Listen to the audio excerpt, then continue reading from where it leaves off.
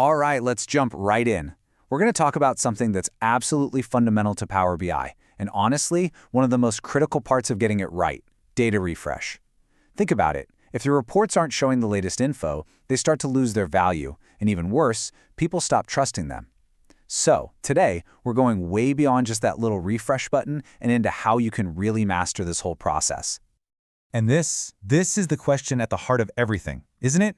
Because stale data isn't just a little out of date. It's actually misleading. It chips away at the trust your team has in your work, and it can lead to some really bad decisions, all based on old news. Getting this right is what turns a pretty dashboard into an indispensable business tool. So, to get this right, we have to start with the foundation.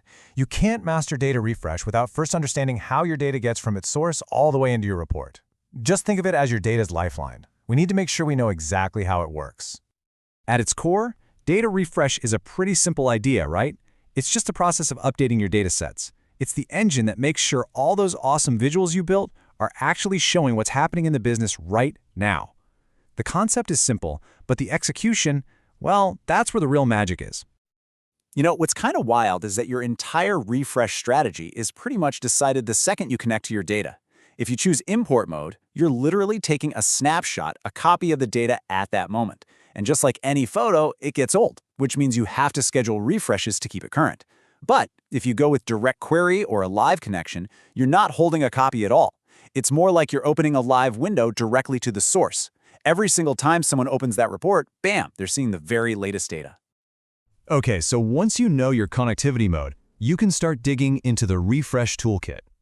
Power BI gives you a few different tools for the job, and the key here is knowing which one to pull out in which situation. It's all about being efficient. So here are the big three. You've got your on-demand refresh, which is basically that manual refresh now button. It's perfect for a quick spot check or right after you've published a change. Then there's the workhorse, scheduled refresh. You set it, forget it, and it keeps your daily or hourly reports fresh. And for the real pros, you can use the API.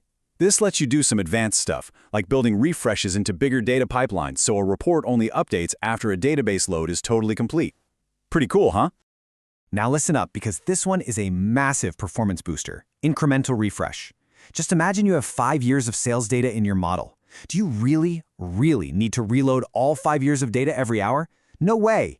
Incremental refresh lets you say, hey, Power BI, just go grab the new stuff. What's changed since last time? For big data sets, this isn't just nice to have. It is an absolute game changer. It'll save you so much time and so many resources. All right, so we get the concepts, we know the tools, now it's time to talk about mastery. This is how we go from building reports that, work most of the time, to creating dashboards that are completely, 100% trusted by everyone in the organization. It really is all about reliability.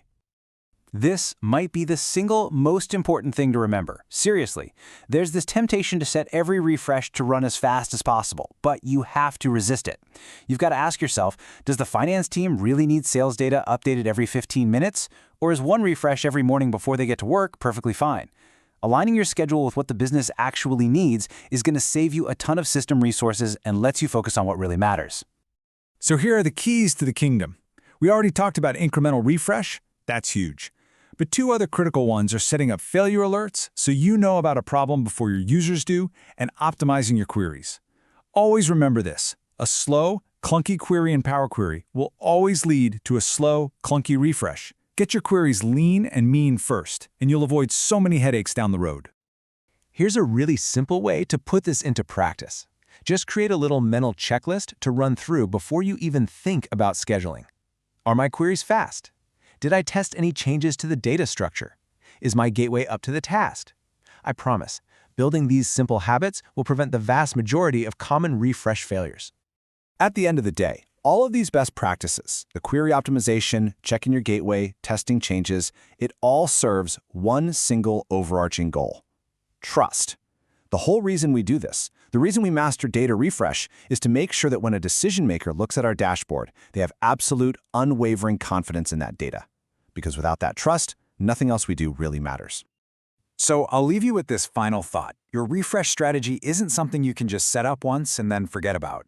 Your data is always changing, business needs evolve, reports get more complex. Your refresh strategy has to evolve right along with it.